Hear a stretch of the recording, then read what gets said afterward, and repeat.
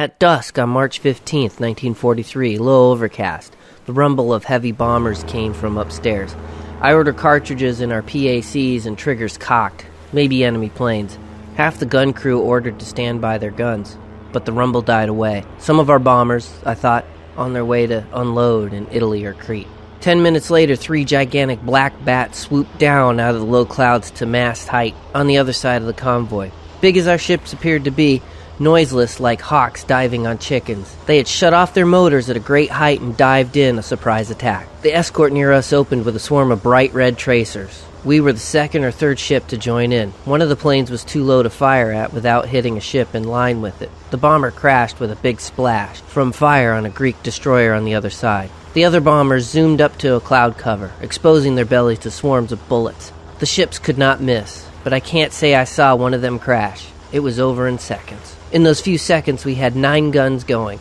Our air escort had streaked across toward the horizon, dropping identification flares so they wouldn't be fired on. These 3 were torpedo planes. None of their torpedoes took effect.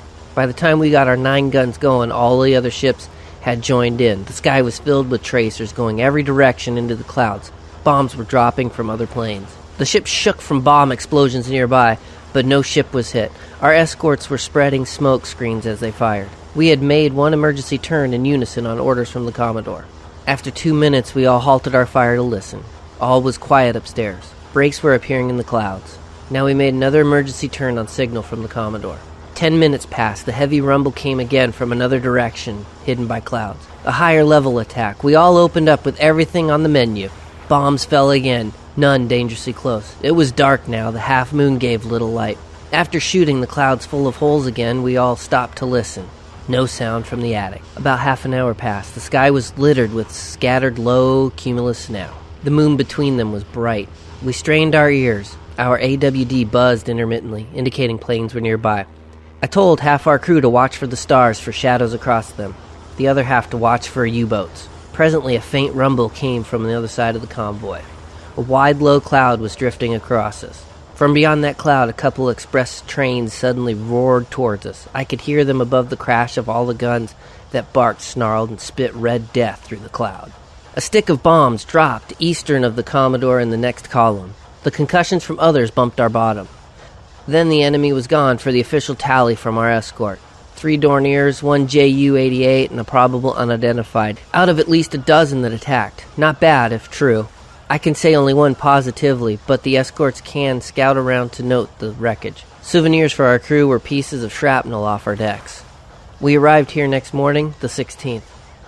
Shore batteries drove off a lone observation plane, and the fighter patrol later intercepted and crashed him at sea. Our booms were up and ready for discharge on arrival, but there were no stewards available until next morning. Then only 1 gang. Soldiers do the stewarding here. Too many ships at once this time. The Sea Transport Office has made arrangements to work our deck crew as an additional gang for a day or 2 until men are available. Arrived March 16th forenoon, so Jerry, smarting for revenge and determined to stop the flow of supplies to the front lines from here, made a grand attempt that night, but it was costly for him. At 9 o'clock, 30 planes came over in a cloudless sky. We had ample warning, and so were ready for the attack. 3 attacks came at intervals of an hour, covering an hour, I should say. What a barrage. Deafening. The sky was a luminous lattice of tracers. Searchlights put the finger on the plane after our 9 guns joined in, of course, concentrating their fire on each plane as the probing fingers pointed them out. The port was like a forge in hell going full blast, filling the air with flying sparks. I saw 1 plane go down in each attack. Silver stars in the searchlights. Glare at first. They become red crosses in their downward plunge. They flew high but flattered, staggered, leveled off, staggered again, losing altitude, slowed down hopelessly, then their noses turned downward, or they turned sideways and grew big with amazing swiftness as they fell. Official tally this morning, March 17th, file positives, and 1 probable. Our aircraft sighted a rubber raft this morning, 60 miles offshore, 4 men in it. A scout ship went out to look for it. Bomb damage here, negligible. Every man of our crew was on the job in both attacks, and I don't believe any of them were more scared than I. The gang is sure shaping up well. 2 reconnaissance planes came over this morning, but their visit was short and sweet. It was, hello, goodbye. When the guns opened up, I hope their photographs are developed in seawater, for our fighters zoomed after them. There are plenty of sunken ships in the harbor, but none from our convoy yet.